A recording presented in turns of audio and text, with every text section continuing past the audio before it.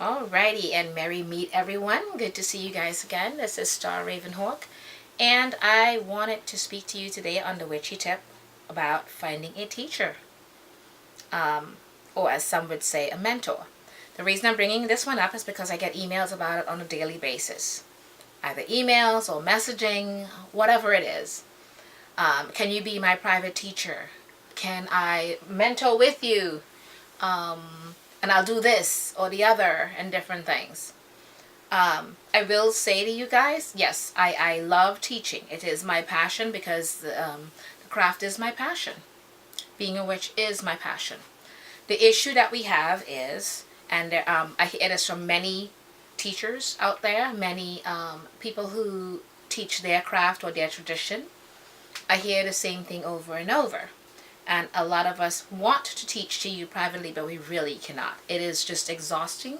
It's very time consuming.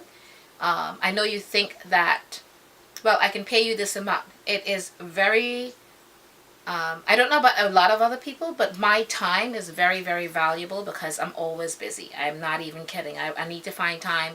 I have to literally schedule my time for sleeping. So that just gives you an idea of how busy a lot of us are, myself and a few others. So if that's the case, it's very difficult for us to take on anyone, private teaching or mentoring. I don't take on mentoring or anything doing with mentoring. Absolutely not. I don't have the time for it. That's one, because no matter what you think, you're taking up my time. And that goes for a lot of people that think it. If you're looking for a teacher, my best bet, honestly speaking, unless that person is going to say, I take on mentees, or I can be your mentor, or I would love to be your teacher privately, unless they verbalize that, they're not. It's not going to happen that way. More than likely, majority of us that teach, that you see about, we have either classes or workshops or schools that we teach in, and that's where you're going to have to go, because yes, it costs money, because we have to pay for those spaces and all of that, and we provide handouts and all these different things. But in terms of finding a teacher, you have to literally say to yourself, and gotta wonder, I'm going from me, and I know personally a lot of other witches, that when we were coming up as young witches, or newbies as people say, I learned, you guys are lucky. You have Facebook where, you say things, and you have groups that you formed and all the different things. Granted, you're not really learning the way, say, I'm teaching you one-on-one or in a group setting in front of me. But you have that advantage. We didn't have that. So when we were learning, we either learned via books, not even Google, but books. That a few books that they were out back then, or we paid these teachers. We didn't question whether we should be their mentee or asking them to be a mentor, because you kind of knew their time was valuable. I mean, it is what it is. So we went out and we went to find people that we knew were offering classes that could help teach us and train us on our way, and we paid big time money for it. I know I did. I went to each person and I said, are you offering classes? It didn't occur to me to ask one-on-one private training or because I would know right away one-on-one private training meant that you're going to charge me out the caboose because of your time. It is just business. But then I'm a business person in that sense, because that's where I come from first. Business trained. So you have to think about it like that, honestly speaking. They're not going to, you're going to pay more if you're doing one-on-one. And don't ask. It is not going to happen as a mentoring unless the person offers outright first. Not happening. At least my time is, it boggles my mind to think of it. Not happening. But you have to admit to yourself that I'm going to save up this amount of money, because that's what I did. I set aside this money saying this is for my learning and my crafting, because I want to learn about who I want to be. This witch, this is what I wanted to have happen. So I made that goal, I saved my money, and I went and I did it. And I learned from some of the best people out there, because that was my choice. I would suggest to everyone that you put together your money, and decide. Well, first of all, decide who you want to learn from. Research them.